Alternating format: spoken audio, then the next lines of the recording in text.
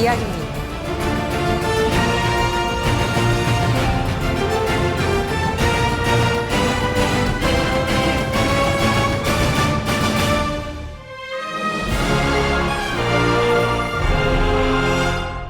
외교 정책의 실패예요, 외교를 정말 엉망진창으로 했던 거죠, 우리 아베 오빠는. 이게 왜 그러냐면, 애초에 그 트럼프가 당선될지를 몰랐어요, 아베는. 그래서, 아베는 오바마한테서부터, 이게 그 미국의 민주당 분산 계열하고 그 진행해 왔던 이러한 외교 정책, 미국의 동아시아 정책 안에서의 일본의 역할을 최대한 파이를 키우려고 노력을 했습니다. 이게 무슨 얘기냐면, 아시아 경제를 일본이 주도해가지고 하나의 블록으로 묶으려고 하는 그런 준비를 했었고요. 특히 그 한미일 방위 조약을 통해 가지고 중국을 봉쇄하고 견제하는 역할을 일본이 나서서 하려고 했던 겁니다. 즉, 어차피 오바마도 미군은 빼고 싶은데 지금 중국이나 러시아를 견제하기 위해서 일본한테 힘을 몰아주고, 일본이 한국을 배후 조정하면서 군사적으로 이렇게 얘기하면 좀 기분 나쁘지만 간섭 내지는 지배해 가면서 지금의 중국을 견제하는 모습들을 만들어내려고 했었던 거고, 네.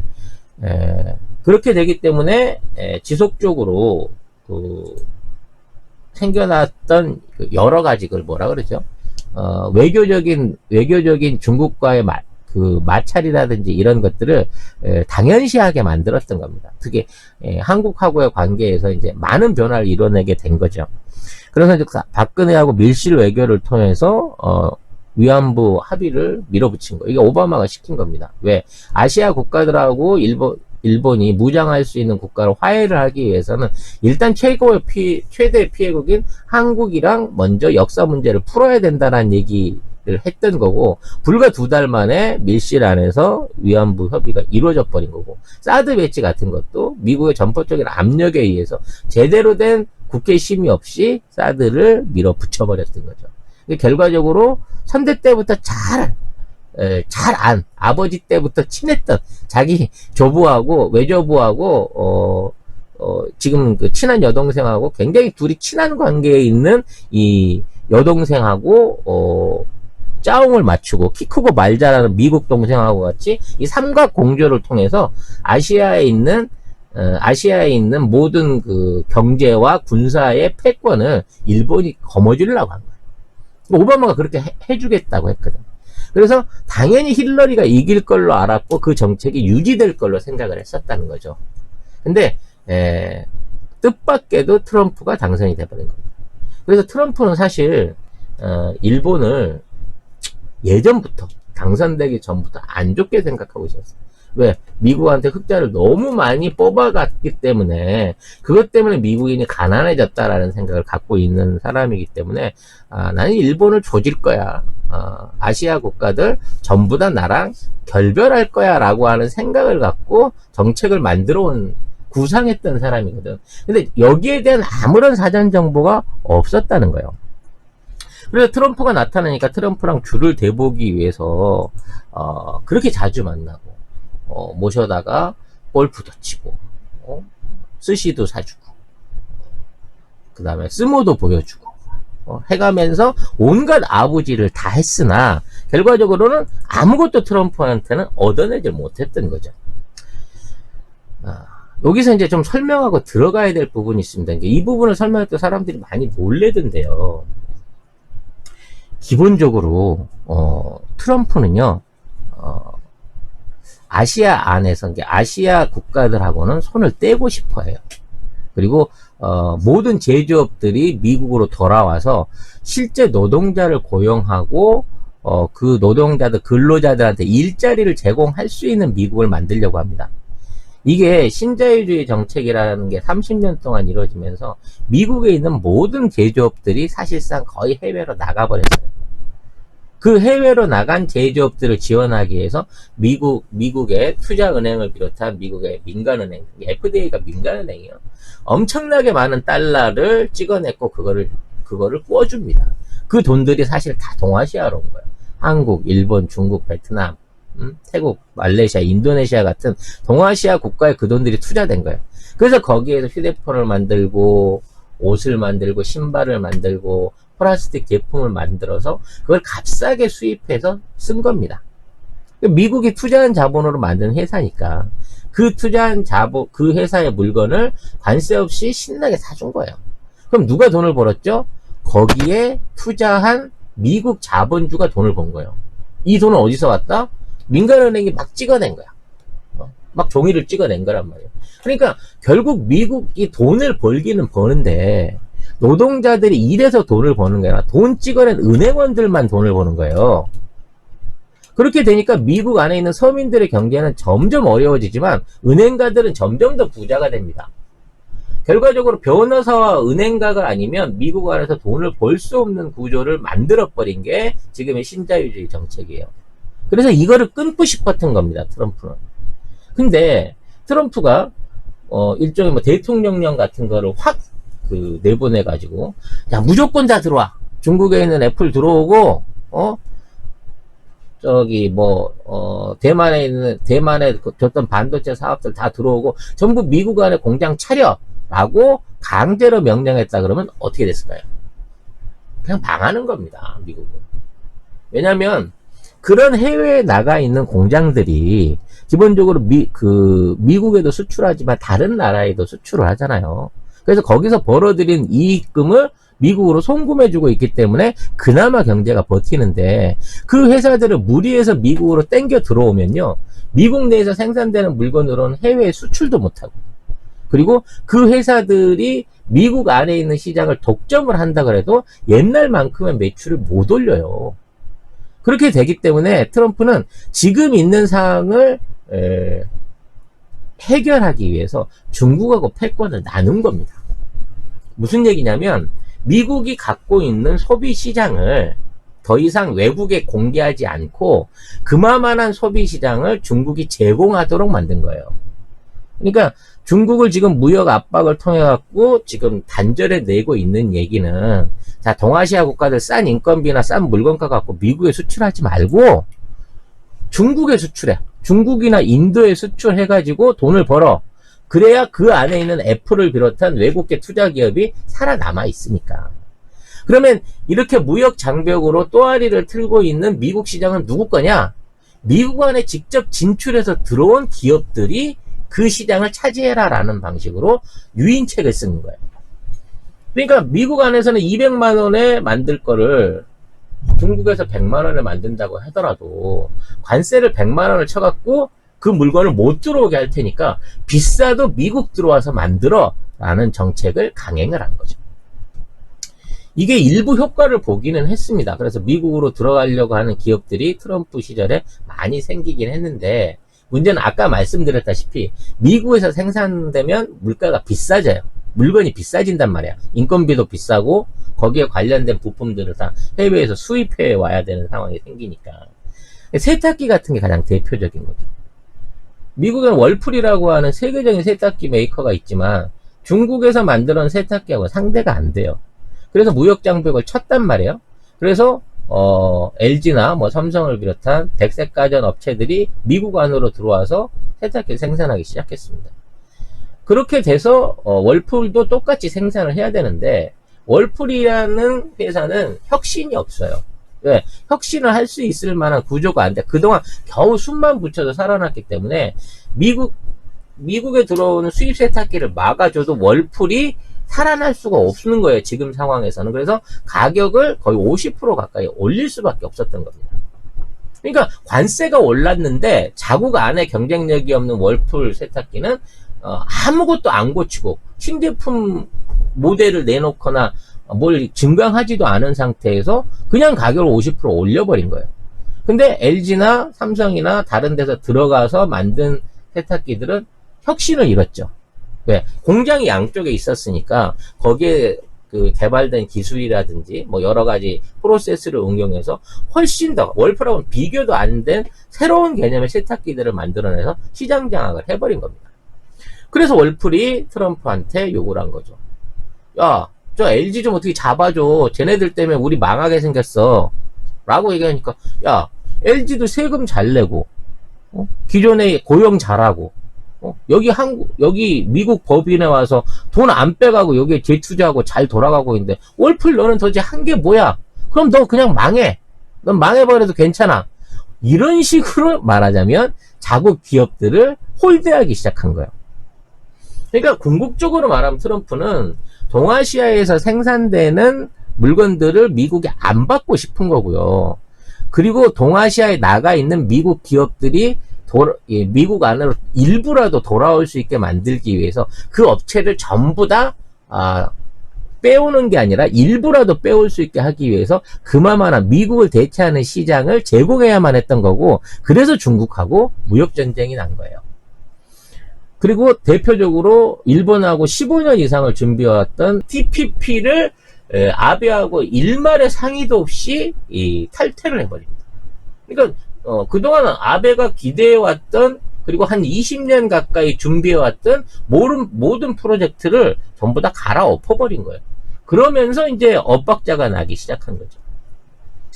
그러면 진즉이라도 트럼프가 지금 중국하고 싸우는 이유는 이러이러한 자기 나름대로의 생각이 있어서 저렇게 하는 거구나 라고 생각을 하면서 말하자면, 그러면 나도 중국 쪽에 붙어가지고 일부 덩어리를 빼먹고 시장을 빼먹고 미국에도 별도로 진출을 해가지고 양쪽에 병행 노선으로 가야겠다라고 머리를 썼어야 되는데, 트럼프가 중국이랑 싸우니까 이 기회에 중국을 죽여버리면 우리가 아시아에서 중국을 대신해서 1등 국가가 되겠네, 트럼프 잘한다 그러면서 중국을 계속 깐죽거리고 놀린 거예요. 사실 중국은 미국하고 일종의 합의를 보고 일종의 무역 전쟁을 하고 있는 상황이었는데, 아베는 그걸 간파를 못했던 거죠. 결과적으로 이 틈바구니에 끼어서 중국 시장도 잃어버리고 많이 축소가 됐죠. 자동차라든지 뭐 여러 가지 분야에서 미국하고에도 무역 관계도 최악으로 넘어가 버렸습니다. 예전에 오바마 행정부하고 아까 일본의 외교부가 긴밀한 관계에 있을 때에는 이런 관세 문제라든지 무역 문제라든지 뭐 환율 문제 같은 거에 대해서 미국하고 사전 조율이 충분히 되는데, 트럼프는 이게 안 되는 거야. 지금부터 송작가TV 협찬 광고 방송이 시작됩니다.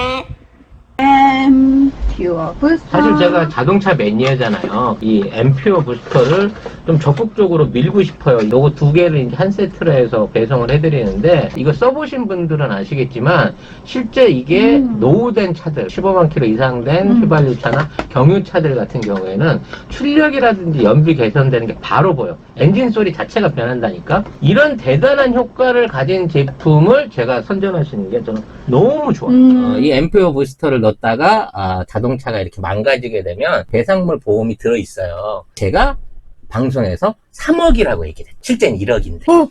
그래가지고 또 잘못했네. 송 작가 덕분에 배상물 보험 가액이 3억까지 올랐습니다, 여러분.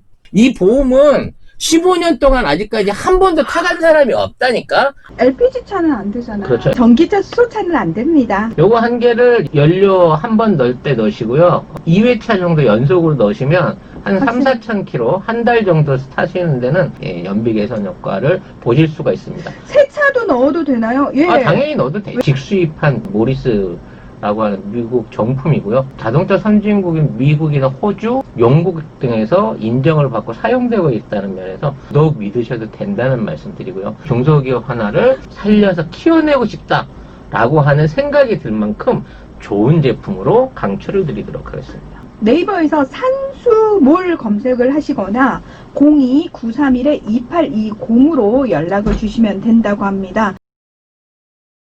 트럼프는 그냥 만나가지고, 야, 나도 너랑 골프도 치고 그랬는데, 우리 콩이나 한 50억 달러치 사주면 좋겠어. 아니, 갑자기 그런 얘기를 하면 어떡해? 라고 얘기하면, 내가 지금 급하니까 5월달까지 이 콩 50억 달러를 네가 수입을 해주면 좋겠어. 라고 얘기를 하니까, 아니, 7월달이 선거인데, 그거 수입해버리면, 나도 그 농민들 표를 많이 뺏기는데, 어떡하지? 어떻게 할지는 네가 알아서 하고, 일단 50억 땡겨가. 라고 얘기해서, 결국, 아베는 그 50억을 삽니다. 공물을.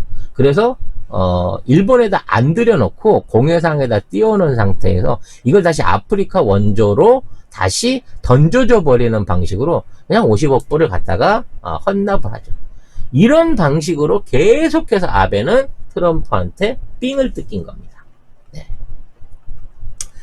그래서 아베는 자기가 이제 뭐 외교 분야만큼은 자기가 최고 전문 분야다라고 얘기를 했지만 이 모든 외교에 대한 정책들이 전부 다 이제 그 내각 비서실 안에서 나온 얘기가 되다 보니까 골프 치고 뭐 푸틴이랑 온천욕하고 둘이 같이 기념사진 찍고 뭐 이런 걸로는 외교를 했을지 모르지만 실리적으로는 아무것도 상대가 그 일본의 이득을 위한 외교는 하나도 하지를 못했다는 거예요. 특히나 이런 이제 아베한테 굴욕을 매긴 사람이 이제 푸틴이었고요. 푸틴은 대놓고 언제든지 우리가 무력으로 일본 깔아뭉갤 수 있다고 협박을 해가지고 사실상 일본의 어떤 수건 사업이었던 북방 사개섬의 반환을 완전히 무효화 시켜버렸습니다. 그리고 트럼프는 틈나는 대로 아베한테 엄청난 굴욕들을 막 안기죠. 네. 이때 이제 아베의 3대 굴욕이 있어요. 네. 네. 아베 입장에서는 트럼프한테 너는 나한테 모욕감을 줬어. 뭐 이런 3대 굴욕이 있는데 그냥 재미삼아서 어떤 굴욕들이 있는지 한번 좀 생각을 해볼게요. 이 2017년에 골프장 굴욕입니다. 이 접대 골프를 친 거예요. 여기 이제 보고 계시지만 아베가 이제 벙커에 볼을 빠뜨렸는데 여기서 이제 제대로 탈출을 못해서 이걸 3번 만에 치고 나오니까 이 원안에 있는 트럼프가 재미가 없잖아요.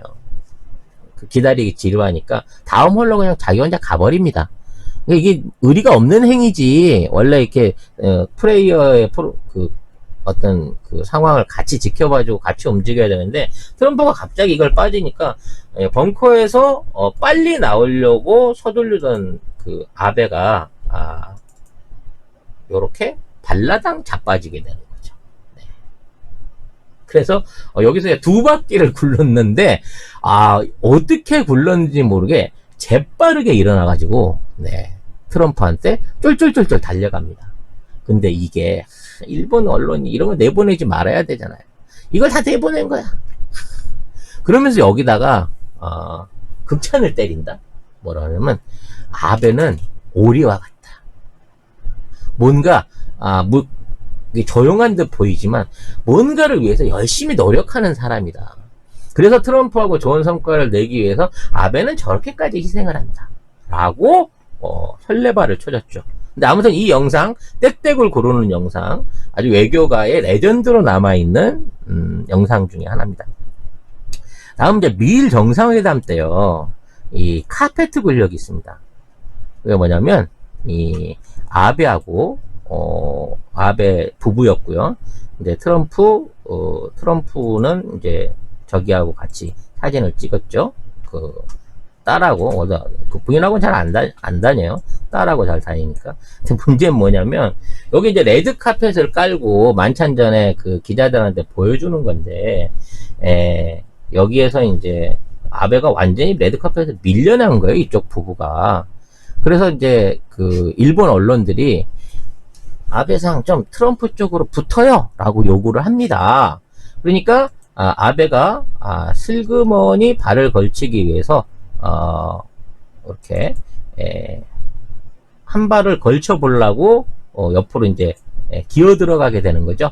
트럼프 옆으로 밀착을 해서 들어가는데 트럼프가 그 자리에서 스탑 하면서 옆으로 못 들어오게 제지를 합니다. 그래서 결국 이렇게 사진이 찍히게 된 거예요. 진짜 레드카펫 기준으로 보고 나니까 드래그에서 합성한 것 같기도 하네요. 그래서 일본 언론은 이게 쪽이 팔렸나 봐요. 레드카펫의 굴욕이라 그래가지고. 그래서 일본에서는 이렇게 사진을 내보냅니다. 다리를 자른 거죠. 레드카펫을 못 밟고 있다는 거를 안 알리기 위해서 요거를 다리 있는 부분을 잘라서 보도 프로그램을 내보냅니다. 네. 아니, 이 사진도 합성 같아. 합성 같은 경우는 보도 사진이에요. 일본 보도 사진. 아니, 합성이 된 게 같은 장소에 있었던 문재인 대통령의 방한 때 요런 식의 차이가 납니다. 네. 요거는 문재인 대통령과 트럼프가 나란히 레드카펫 가운데 서 있고요. 이게 이제 양쪽에 부인들이 위치를 바꿔가지고 퍼스트 레이디들이 위치를 바꿔 찍은 겁니다. 이게 외교가에서 이런 거는 좀 신경 써서 머리를 써야 될 거 아니에요. 지네들 둘이 붙여놓으면 모르겠어요. 문재인 대통령도 밀어냈을지 모르지만 이렇게 따로 떼놓고 있다 보니까 못 밀어낸 거야, 결과적으로. 그래서 비교적 사진을 때려놓고 보면 그림이 이게 비교 사진이 있는데 요렇게 차이가 나는 거예요. 양국 정상들의 똑같은 만찬장에서 사진이. 이게 트럼프가 아베한테 매긴 두 번째 굴욕입니다. 세 번째 굴욕은 뭐였냐면 작년에 있었던 그 G20 동경에서의 G20 회의 때 있었던 일이에요. 이게 이제 만찬 그 G20 일정을 끝내놓고 기념 사진 촬영을 하는 그 촬영장이었어요. 이게 전 세계 외신 기자들이 다 있었단 말이에요. 생중계도 되고. 여기 이제 가운데 서 있는 사람이 아베입니다. 자기가 말하자면 주최자잖아. 그렇기 때문에 한 가운데 서고 나머지 20개국 정상들이 이제 주변에 서는 거예요. 이 싸가지 없는 인간이 문재인 대통령한테는 말하자면 쌩을 깠어요. 말도 안 듣고 그러니까 얘기도 안 걸고 악수도 안 하면서 쌩을 깠는데 이제 본인이 이제 여기에서 망신을 당하기 시작한 거죠. 이게 아베라는 얘기입니다. 안배상, 아베상인 거예요, 이게. 그래서 요렇게 이제 중간에서 자기가 서가지고 외국 정상들이 오기를 기다리는데, 자, 정상들이 한 사람 두 사람씩 오는데 아베하고는 악수를 안 하고 계속 패싱을 하고 지나갑니다. 가운데 자기가 주최자인데 계속해서 아베를 무시하고 사람들이 옆으로 지나가요. 네. 그래서 뭔가 지금 아베가 이제 이 떨떠름한 자세에서 왜 주변에 나한테 얘기를 안 걸어주지? 라고 고민을 때리고 있는데 그런 와중에 이제 주변 사람한테 이 문재인 대통령하고 이게 비교가 되기 시작하는 거예요. 왜? 문재인 대통령 입구에 서 있었는데 문재인 대통령한테는 사람들이 계속 와서 인사를 했거든. 자, 아베는 이렇게 멀찌감치 건너다 보고 있고요. 이 사람이 푸틴이고 오른쪽에 있는 사람이 트럼프인데 지금 트럼프하고 문재인 대통령하고 악수를 하면서 담소를 내놓고 있는 거예요.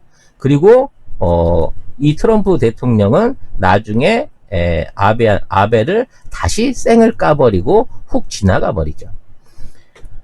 결과적으로 이 아베 주변에 20명 가까이가 이제 20명의 정상들이 섰는데 아베랑 악수를 해준 사람은 지금 뒤쪽에 서 있는 네덜란드 수상 한 사람뿐이고요. 나머지 19명이 아베랑 악수 한 번을 안 하고 기념사진을 찍게 되는 그런 상황이 되게 됩니다. 주변에서.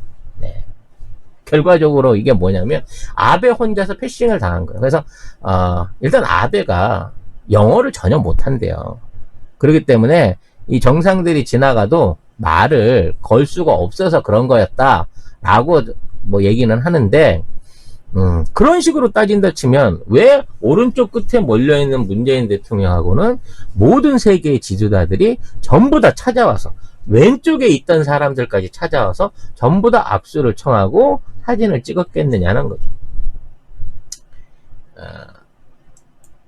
아무튼 이 아베는 여러모로 외교 안에서의 개망신을 당했습니다. 이거를 아베 투명인간 굴욕 장면으로 이것도 외교사에 일본 외교사에 남을 얘기인 거죠. 아무튼 이런 방식으로 아베는 늘 호구를 잡혔기 때문에 그리고 트럼프의 의도를 모르기 때문에 계속해서 앞으로 미국한테 무리한 요구를 받게 됩니다.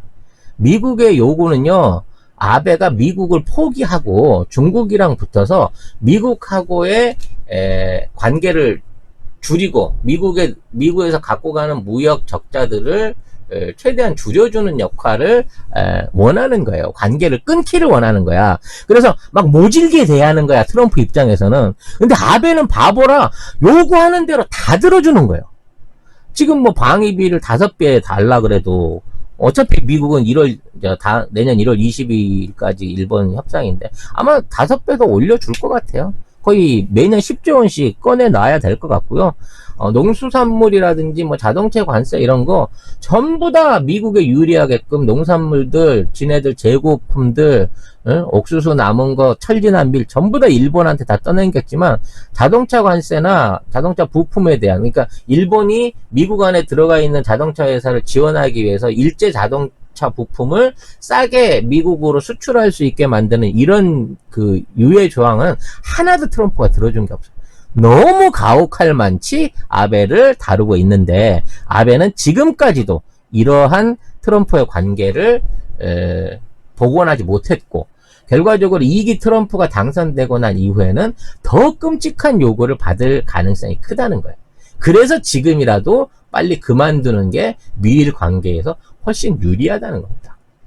그리고 트럼프가 저런 요구를 하지 못하도록 다시 미국 외교가나 의회에다가 로비를 해갖고 예전의 관계를 회복시키려고 할 텐데 트럼프는 이미 봉 잡았는데 그런 아베를 봐주겠어요? 결국 일본은 미국하고 친하면 친할수록 계속해서 일방적으로 뜯기기만 하는 관계에 갈 거다. 근데 아베가 바뀐다고 하더라도 이 기조에는 별다른 변화가 없을 거다라는 생각이 들어요. 결국 아베는 이제 이렇게 그 아베노믹스로 일단 일본의 경제를 망쳤고요. 외교를 통해 가지고 일본이 그 어떤 그동안 뭐 G20 국가로서 뭐 세계 3위까지 올라가서 경제 대국으로서 지니고 있던 모든 지위들을 전부 다 내려놓게끔 만들었을 뿐만 아니라 태풍이라든지 지진이라든지 이번 코로나와 같은 국가 비상사태 때 사실상 위기 관리 능력이 전혀 없구나라는 걸 증명해 버렸어요.